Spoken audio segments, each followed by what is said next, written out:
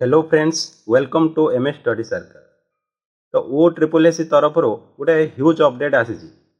देख जो मैंने तुम फॉरेस्ट गार्ड फॉरेस्टर एवं एलआई एग्जामिनेशन फॉर्म पकई बारंबार पचारुले जे सार केबे होची तुम फॉरेस्ट गार्ड एग्जामिनेशन हम।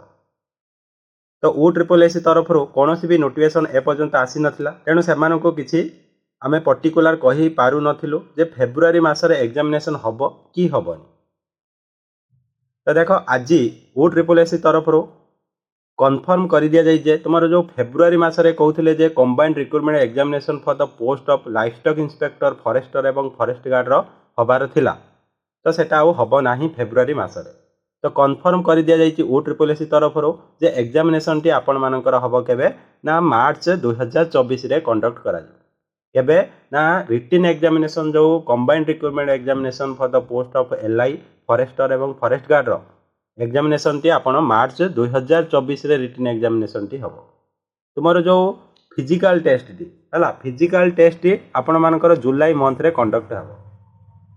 तो फाइनल जो मेरिट लिस्ट आपण मानकर सेप्टेम्बर 2024 सुधा पब्लिश हो। तो भलसे डेट गुड़ी को मन रखु। मार्च 2024 रे आपण मानकर रिटिन एग्जामिनेशन हम फॉरेस्टर फॉरेस्ट गार्ड एवं एलआई एग्जामिनेशन पाए। ता सहित जुलाई पूर्वरु हैला जुलाई पूर्वरु आपण मानकर कौन हम ना रिटिन एग्जाम रो रिजल्ट आसी जिवो, जा फल जुलाई मासरे आपणकर जो कौन ना फिजिकल टेस्ट कंडक्ट करा। सेप्टेम्बर मास सुधा बा सेप्टेम्बर मासरे आपण मानकर फाइनल मेरिट लिस्ट आसी जिवो बा फाइनल सिलेक्शन लिस्ट आसी जिवो। तो एथर देख यही अपडेट द्वारा आमको पर्टिकुलर जना पड़गला जे फेब्रुआरी मासरे आउ एग्जामिनेशन हबनी फॉरेस्टर फॉरेस्ट गार्ड एवं एलआई एग्जामिनेशन। तेणु मार्च मासरे आपण मानकर एग्जाम कंडक्ट करा जिवो। तेणु हाथ में पाखापाखि गोटे मास कि 1.5 मास समय रहिबो। तो मार्च मास केबे हब पर्टिकुलर से डेट आम जानी ना, तो धरिकी चल मार्च मास फास्ट रू हम। तो आम हाथ में बर्तमान केते गोटे मास समय अच्छी। तो फेब्रुआरी मासरे एग्जाम हबार थिला, तेणु आपण माने तो सिलेबस को भल भाव में कवर कर देइथिबे।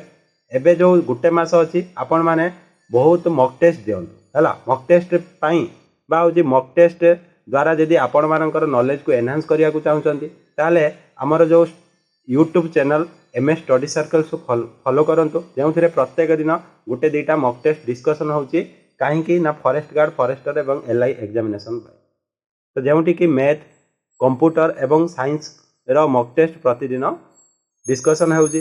तो आपण माने देखि आपण मानकर नॉलेज को एनहांस करि पारे।